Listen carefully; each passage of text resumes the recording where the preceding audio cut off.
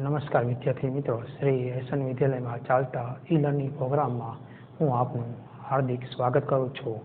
ધોરણ 6 વિષય સામાજિક વિજ્ઞાન, એકમ 2 આદિમાનવથી સ્થાયી જીવનની સફર.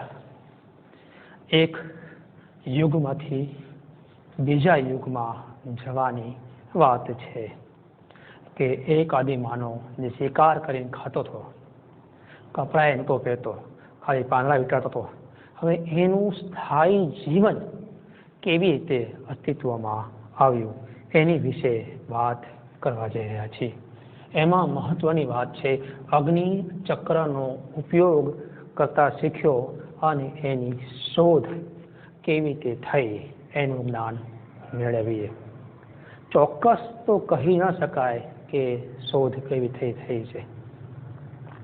ચોમાસાની સિઝન ચાલુ હોય છે, જંગલમાં એક જગ્યાએ ઉપરથી વીજળી પડી હશે અને એ વીજળી પડવાને કારણે એ જંગલના સૂકા વૃક્ષ કે લીલા આજુબાજુના ઘાસમાં આગ લાગી જાય છે, જેનાથી એને પ્રકાશ અમાવાસમાં પણ મળ્યો હશે અને એ જ અગ્નિથી જંગલી પ્રાણીઓ દૂર ખસી ગયા હશે એનાથી. એટલે એની અગ્નિ સતત સળગાવી રાખવાનો પ્રયત્ન કર્યો છે. ધીરે ધીરે લાકડા લાવી નાખતો અને એ એનાથી તાપણું કરતો અને પોતાનું રક્ષણ કરતો. આવી પણ એક માન્યતા છે. બીજી માન્યતા એવી છે કે જંગલમાં જોરદાર પવન ફેંકાઈ રહ્યો હશે અને વારંવાર બે ડાળીઓ એકસાથે અથડાઈ રહી હશે અને એ અથડામણને કારણે જંગલમાં ઘર્ષણ ઊભું થયું અને એના કારણે એ વૃક્ષની ડાળીઓમાં આગ લાગી ગઈ. હવે આ આદિમાનવે જોયું કે વારંવાર ડાળીઓ ઘસડાવાથી આગ ઊભી થઈ, તો એ આગથી એને અંજવાળું મેળવ્યું, જંગલી પ્રાણીઓથી એને પોતાનું રક્ષણ મેળવ્યું.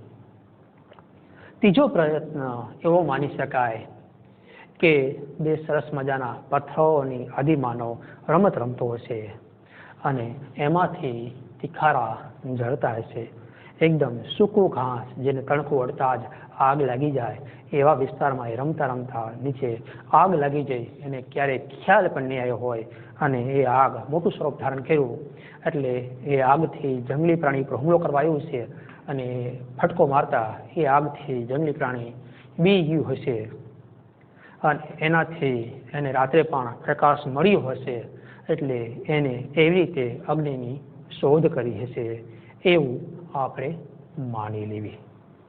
ચોક્કસ ક્યારે અગ્નિની શોધ થઈ અને મનુષ્ય એનો ક્યારે ઉપયોગ કરતો થયો એનું આજ સુધી કોઈ પ્રમાણભૂત મળ્યું નથી, પણ એક અંદાજા પ્રમાણે કહી શકાય કે દક્ષિણ ભારતના કુનોલમાં મળી આવેલી આદિમાનવની ગુફામાંથી રાખના અવશેષો મળ્યા છે. હવે એ અવશેષો એ દર્શાવે છે કે અગ્નિ પ્રગટાવવા આદિમાનવ શીખી ગયો હશે. તો કેટલા વર્ષો પહેલાનો આદિમાનવ આ અગ્નિ પ્રગટાવતા શીખી ગયો છે? તો કે આજથી લગભગ 11,000 વર્ષ પહેલાનો આદિમાનવી અગ્નિનો ઉપયોગ કરવા લાગ્યો હશે એવું ઇતિહાસકારો, પુરાતત્વ શાસ્ત્રીઓ આપણને સમજાવવાનો પ્રયત્ન કરે છે. આ સાથે જોવા જઈએ તો કે અગ્નિ અને ચક્રના ઉપયોગથી તેના જીવનમાં ક્રાંતિકારી પરિવર્તન આવ્યું હશે. હવે ચક્રની વાત આપણે પછી કરીએ.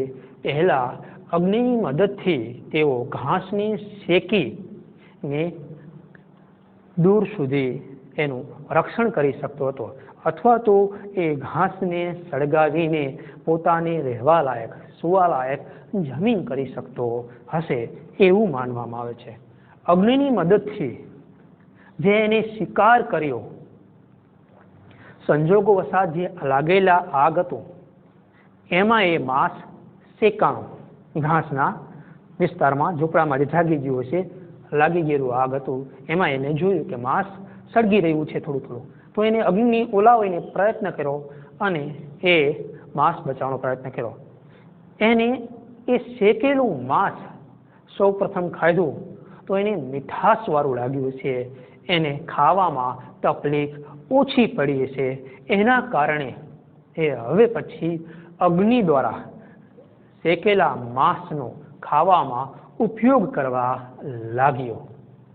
આ ઉપરાંત જ્યારે ગુફામાં અંધારું થતું ત્યારે અમાવસ હોય ત્યારે એ પોતાની ગુફા આગળ અગ્નિ પ્રગટાવતો. હવે અગ્નિ પ્રગટાવવાને કારણે એની ગુફામાં પ્રકાશ તો મળી રહેતો વિદ્યાર્થી મિત્રો, સાથે સાથે એને એ જંગલી પ્રાણીઓ સિંહ, વાઘ, ચિત્તાઓ એની ગુફામાં ગરીને એનો શિકાર ન કરી જાય સૂતો હોય ત્યારે, એટલે એ રક્ષણ મેળવતો પણ થયો હશે. જંગલી પ્રાણીઓને લાંબા લાકડાથી આગ પકટાવેલી હોય એનાથી એ જંગલી પ્રાણીઓને દૂર ખસેડવાનો પોતાનાથી પ્રયત્ન કરતો હશે. આમ અગ્નિ વગર તમારા જીવનમાં આજ એક દિવસ પણ ચલાવવું હોય તો તમને કેટલું મુશ્કેલ લાગશે. વિચારી જુઓ, સવારમાં ગરમ પાણી ન મળે, ચા ન મળે, નાસ્તો ન મળે, ભોજન ન મળે, રાતનું ન મળે, ઘણી બધી તકલીફો તમારે સામનો કરવો પડે.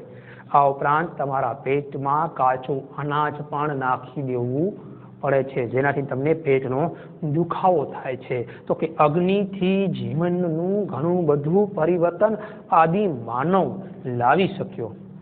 હવે એવું માનવામાં આવે છે કે ચક્રનો ઉપયોગ એને કેવી રીતે કર્યો? તો કે શરૂઆતમાં એ લાકડાઓ પોતાના ખંભે ઢળીને લઈ જતો હોય છે. હવે એને ઠેસ આવી છે અને લાકડું ઉપર ચડીને ઉપર પહોંચતા નીચે દળદળ કરતું દળી ગયું છે. તો એને લાગ્યું છે કે લાકડું સહેલાઈથી દળીને નીચે જાય છે, એટલે ગોળ વસ્તુ દળદળથી નીચે પહોંચી જાય છે. અથવા તો બીજો પ્રયત્ન એવો હશે કે એને એ પથ્થરની જે ગોળ કુદરતી અવસ્થામાં મળી આવ્યો છે એને ફેરવવાનો પ્રયત્ન કર્યો હશે, જેનાથી એ એક જગ્યાએ બીજી જગ્યાએ આરામથી જઈ શકતો હશે. હવે બીજું ઉદાહરણ લઈએ તો કે આવા બે પથરાઓની વચ્ચે એક એને લાકડું ખોસાડી દીધું છે, આગળની સાઈડ પાછળની સાઈડ, વળી પાછી પથ્થરની આ સાઈડથી આ સાઈડ, અને એની બે આગળની સાઈડ એ લાકડા વેલથી બાંધા છે અને સંજોગો વસાત કોઈ જંગલી પ્રાણી એની સાથે એને બાંધી દીધું હશે. તો સંજોગો વસાત એ એક જગ્યાએથી બીજી જગ્યાએ એને જવામાં સરળતા પડી હશે. જે એક સમયે ચાલીને પગયાત્રા કરતો હતો, હવે એ તૂટા ફૂટા ગાડા જેવા ઉપયોગમાં એક જગ્યાએથી બીજી જગ્યાએ જવામાં એનો ઉપયોગ કરવા લાગ્યો. હવે ચક્રની શોધમાં જાડા થળ અથવા તો જાડા લાકડાનો એ પૈડામાં ઉપયોગ કરવા લાગ્યો, જેથી ખસેડી શકાય અથવા તો લાંબો સમય એ દૂર સુધી ચાલી શકે, અથવા તો પથ્થરના એ ગોળ પાતળાનો અંદર ધીમે ધીમે પથરાથી ઘસીને ખાડો પાડીને એ ચક્રનો ઉપયોગ કરતા થયો હશે. આમ અગ્નિ અને ચક્રથી આદિમાનવનું જીવન એક સુંદર મજાનું પરિવર્તન આવી ગયું. એનાથી એનું બદલાતા પર્યાવરણમાં પણ એમનો મહત્વનો ભાગ હતો. હવે સંજોગો વસાત ઘણીવાર ઉપરથી ઉલ્કાઓ પડી હોય, આગ લાગી હોય, મોટા જંગલો, મોટા પ્રાણીઓ નષ્ટ થઈ ગયા હોય અને જેમ બીજી પ્રાણીઓની અસ્તિત્વમાં આવી હોય એના કારણે મોટા મોટા વૃક્ષો પણ નષ્ટ થઈ જાય છે દાવાનળને કારણે. તો આવું લગભગ પર્યાવરણમાં બદલાવ ક્યારે આવ્યો? તો કે આજથી લગભગ 12,000 વર્ષો પહેલા વિશ્વના વાતાવરણમાં વ્યાપક પરિવર્તન આવ્યું. હવે શેના કારણે આવ્યું? તો કે ઉલ્કાઓ પડવાના કારણે અથવા તો જંગલો અંદર આગ લાગવાના કારણે, ઘણા બધા એના કારણો હોઈ શકે છે, અથવા તો કુદરત સ્વયં પોતાની રીતે પરિવર્તન કરી શક્યું હોય. દુનિયાના અનેક ક્ષેત્રોમાં તાપમાનમાં તફાવતો જોવા મળ્યા અને આ તફાવતને કારણે વિવિધ પ્રકારની વનસ્પતિઓનું નવું સર્જન થયું અને નવી વનસ્પતિઓમાં ઊંચા ઊંચા ઘાસની જગ્યાએ નીચા નીચા ઘાસની શરૂઆત થઈ. એટલે કે વનસ્પતિ અને ઘાસોના ક્ષેત્રો ઊભા થયા. જે ગાઢ વૃક્ષોના જંગલો હતા, હવે એની જગ્યાએ ઘાસ અને વનસ્પતિઓના જંગલો ઊભા થયા. હવે આવા ઘાસ અને વનસ્પતિના જંગલોને કારણે હરણ, ઘેટા, બકરા જેવા તૃણાહારીઓ પ્રાણીઓની સંખ્યા જે આવા ઘાસ વનસ્પતિ ઉપર નિર્ભર હતી એની સંખ્યામાં બમણો તગડો ઘણો વધારો થયો. હવે આનો ચોખ્ખો ફાયદો આદિમાનવને મળ્યો. એનો લાભ એને ચોક્કસ મળ્યો. કેમ કે એ જંગલી પ્રાણીઓ અથવા હિંસક પ્રાણીઓ કરતાં હરણ, ઘેટા, બકરાના પ્રાણીઓનું સહેલાઈથી શિકાર કરી શકતો હતો. આ ઉપરાંત એની સાથે થોડોક સમય ગુજારવાથી એની રીતભાત સમજવા લાગ્યા. એનું જ્ઞાન પણ આવવા લાગ્યું. જેમ તમે સ્કૂલમાં જાઓ છો અને તમે એકબીજા મિત્રોને મળો છો, વાતચીત કરો છો, એની સાથે રહો છો, તો એની ઘરણી રીત રિવાજો, સંસ્કૃતિ, સભ્યતા એનો આખો તમને ખ્યાલ આવી જાય છે કે આ કેવા પ્રકારનું હશે. તો એવું મનુષ્ય આદિમાનવને પણ ધીરે ધીરે એનું ચોક્કસ જ્ઞાન થતું ગયું. હવે આવા પ્રાણીઓની રીત ભાતનો અભ્યાસ કરવા લાગ્યો રોજે રોજ, અને રોજે રોજ એનામાંથી એ શીખતો થયો. અને આમ તેનો માનસિક વિકાસ પણ થવા લાગ્યો. તમે આગળ જોઈ ગયા છો કે વિદ્યાર્થી મિત્રો, બાળક નાનું હોય ત્યારે કંઈ બોલતું ન હોય કે પકડી ન શકતું હોય, એ ધીરે ધીરે પકડતા શીખશે, બોલતા શીખશે, ચાલતા શીખશે. આ બોલવાની, પકડવાની, ચાલવાની, ઊભા રહેવાની પ્રગતિ તમે ધીમે ધીમે જુઓ તો તમને ખ્યાલ આવશે કે આદિ માનવ કેવી રીતે એને જ્ઞાન પ્રાપ્ત થયું હોય છે. આ બધું જ્યાં સુધી તમે બોલો નહીં ત્યાં સુધી બાળક બોલી નથી શકતું, સમજી નથી શકતું. જ્યાં સુધી એને શીખવાનો તમે પ્રયત્ન નહીં કરો ત્યાં સુધી એને જ્ઞાન થશે નહીં માનવ સભ્યતાનું. હવે આવા તો ઘણા બધા ઉદાહરણો છે કે જન્મજાત જે બાળક જંગલમાં ખોવાઈ ગયું હોય, રીંછ ભેગું રહ્યું હોય અને રીંછ જેવું થઈ ગયું હોય, હરણ ભેગું રખડવા માંડ્યું હોય તો એ હરણિયા જેવો થઈ ગયું હોય, શિયાળ ભેગું રખડવા માંડ્યું હોય તો એ શિયાળ જેવું થઈ ગયું હોય. આવું એનું વર્તન થવા માંડે છે, જેનું જંગલી પિક્ચર પણ આપણે જોઈ ગયા કે એને બોલવામાં અને માનવ સભ્યતાનું કંઈ જ્ઞાન હોતું નથી. તો કે માનસિક વિકાસ એની જાતે એનામાં પરિવર્તન આવવા લાગ્યું. વાતાવરણમાં આવેલ પરિવર્તનને કારણે ઘાસ, વૃક્ષો અને વનસ્પતિની સાથે સાથે બીજી અન્ય વનસ્પતિઓ પણ ઉગવા લાગી. હવે એ વનસ્પતિઓનો એ સંપર્કમાં આવ્યું અને જ્ઞાન થયું કે માંસ, ફળ, ફૂલ સાથે બીજી અન્ય વસ્તુ પણ ખાઈ શકાય છે.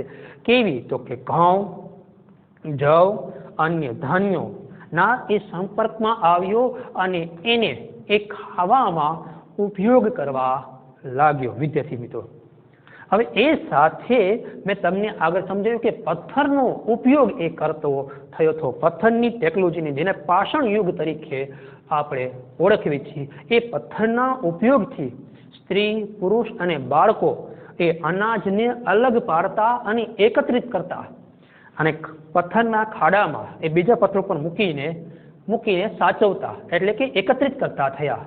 કુતુલ વસૂલ એ પાકો ધીમે ધીમે ભૂલી ગયો છે અને એ જ પાકો વળી પાછા બીજી જગ્યાએ માટીમાં કદાચ ભૂલથી વાયા હોય અથવા મૂકી દીધા હોય ખાડો ગાળીને તો અહીંયા ઉગાય છે અને વળી પાછા એ જ પાકો બીજી વાર એવા અનાજના એને એ દાણાઓ મળી આવ્યા છે. આમ એને ધીરે ધીરે ખેતીનો ખ્યાલ પણ આવ્યો છે. કુતુલવશ માની લો કે ઘઉંના દાણા એને મેળવ્યા, એને પથ્થરથી થોડાક સાફ કર્યા અને હાથથી સાફ કર્યા અને એક જગ્યાએ માટી જગ્યાએ મૂકી દીધા. સંજોગો વરસાદ ઉપરથી વરસાદ પડ્યો અને 2 દિવસ 3 દિવસ એ અહીંયાથી દૂર ખસી ગયો. થોડાક દિવસ પછી આવતા જોયું, એને દાણા ગોતવા પ્રયત્ન કર્યા પણ એ દાણામાંથી બીજા દાણા એને ઉગતા જોયા અને એને થોડોક સમય અહીંયા રોકાઈને જોવાનો પ્રયત્ન કર્યો કે શું થાય છે.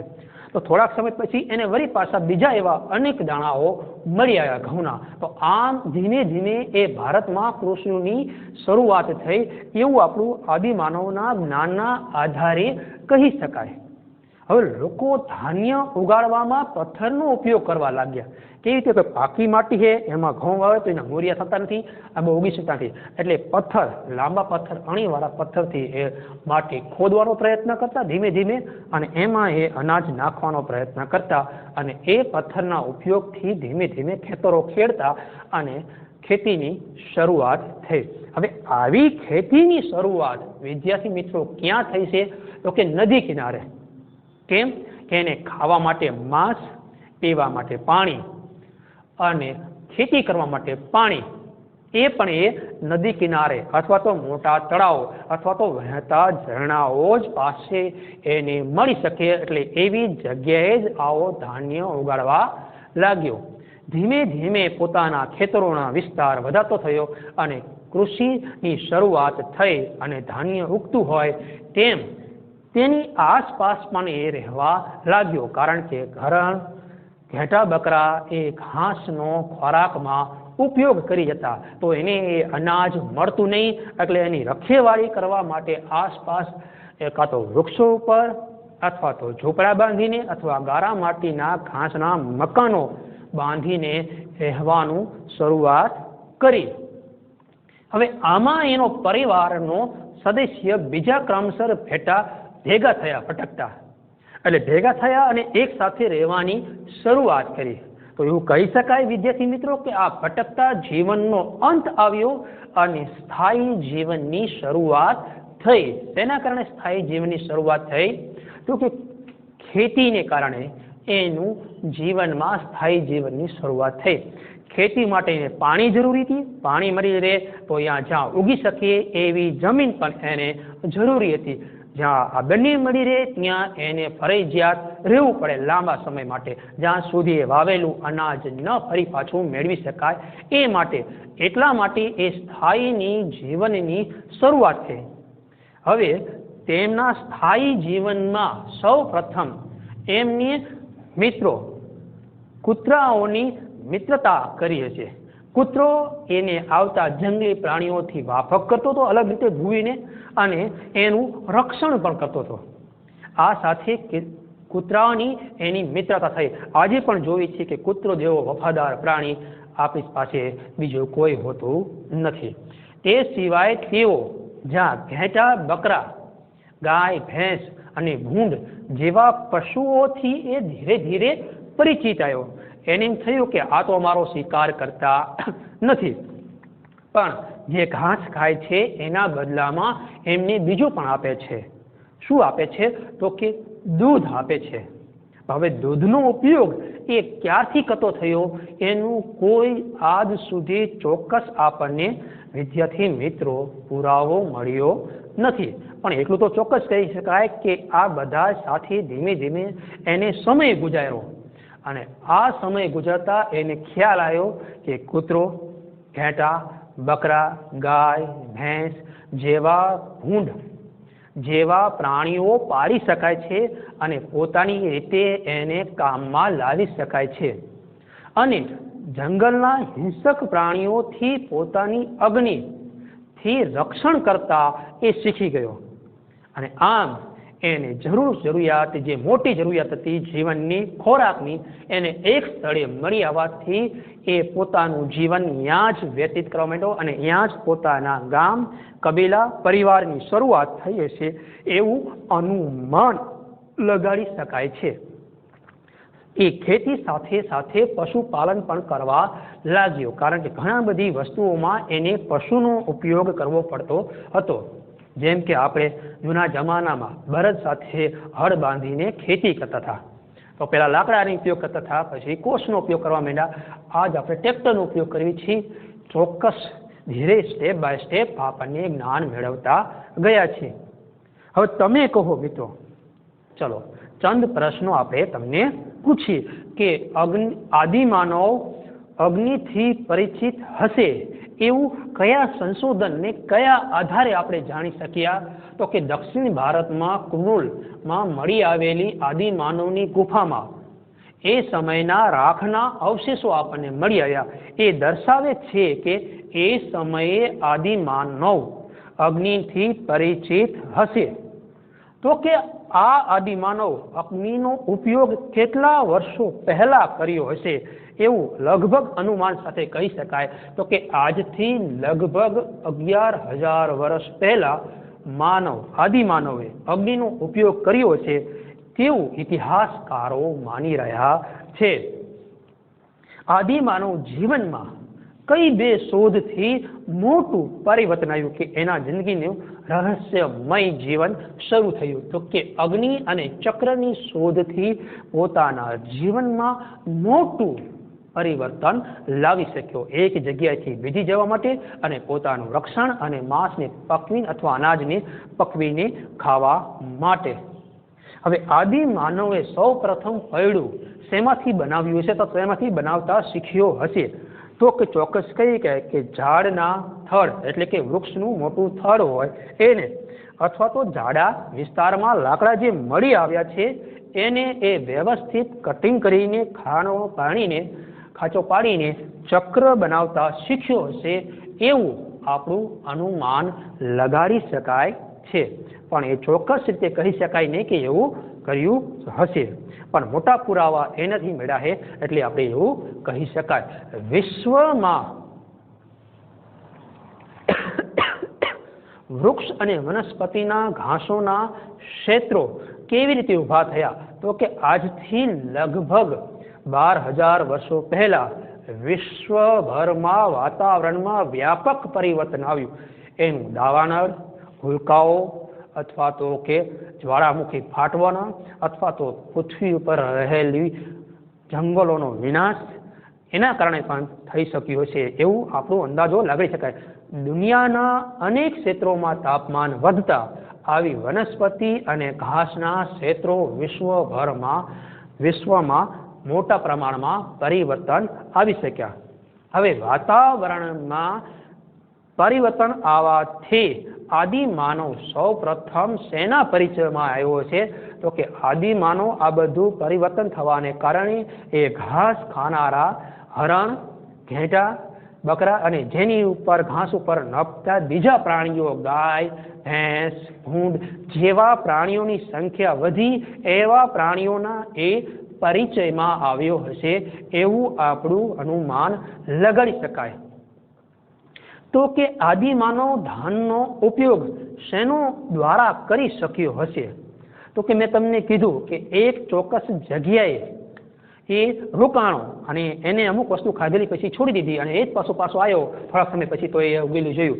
એટલે કે વાતાવરણમાં આવેલા પરિવર્તનને કારણે ઘાસ, વૃક્ષો અને વનસ્પતિની સાથે સાથે ઘઉં, જવ અને અન્ય ધાનોના એ સંપર્કમાં આવ્યો અને એ ખેતી કરવા લાગ્યો. એની હવે ગુફાવાસી જીવન પછી આદિમાનવ શેમાં રહેવા લાગ્યો વિદ્યાર્થી મિત્રો તો કે ગુફાવાસી પછી આદિમાનવ નદી કિનારાના આસપાસ જ્યાં ધાન્ય ઉગાડી શકાય, ઘઉં, જવ કે અન્ય પાકો ઉગાડી શકાય કે ધીમે ધીમે ખેતી કરી શકાય એવી જમીનની આસપાસ ગારા માટીના ઘાસના મકાનોનું બનાવીને રહેવા લાગ્યો હશે.